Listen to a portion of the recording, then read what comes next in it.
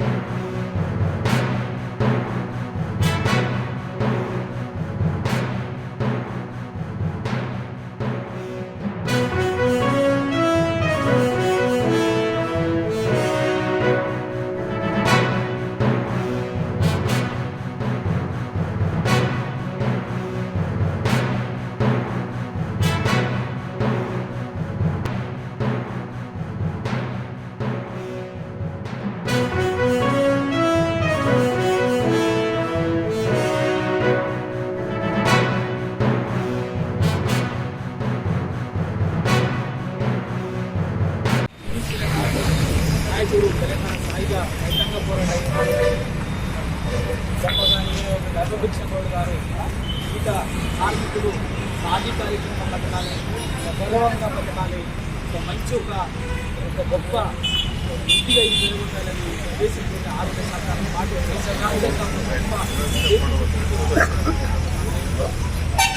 అలగారిన వర్గాల ప్రజల హక్కుల కోసం పనిచేస్తూ ఈ గీత వృక్షి కోసం ప్రాంతం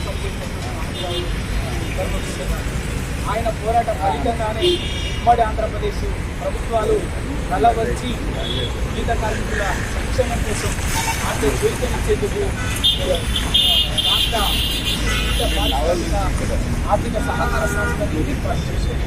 అందుకే తెలంగాణ రాష్ట్రంలో మొట్టమొదటి చైర్మన్గా నాకు అవకాశం వచ్చింది కాబట్టి వాళ్ళ ఏ ఆశయాల కోసమైతే, ఎవరి ఆలోచనల పూర్వం కోసుకుందో, ఎవరైతే దానికి జీవం పోసి దానికి ఉండాలని కొట్లాడినటువంటి మహనీయులలో జరుపుతున్నారు.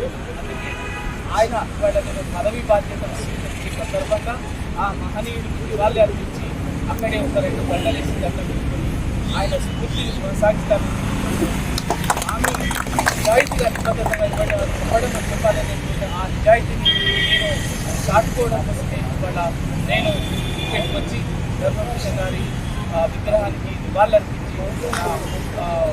పదవి బాధ్యతల స్వీకార కార్యక్రమానికి బయలుదేరాలని నిర్ణయించుకున్నాను. తప్పనిసరిగా ఆయన ఆశయాలను కొనసాగిస్తాను. ఆయన ఆకాంక్షలు నెరవేరేలా అందరి సహకారంతో ప్రభాకరన్న ఇక్కడ మన సురేందర్ గౌడ్ గారు, సాయి, అందరూ గీత కుటుంబం నుంచి వచ్చినటువంటి వారి అధికారైనటువంటి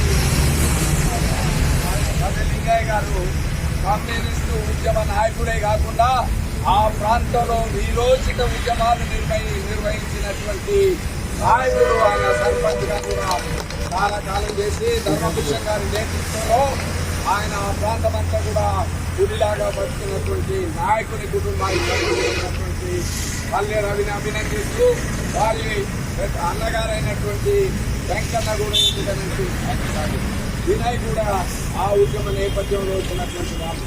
ఆయన కేవలం ఇవాళ కార్పొరేషన్ చైర్మనే కాదు, ఆ కార్పొరేషన్ చైర్మన్ నియమించడంలో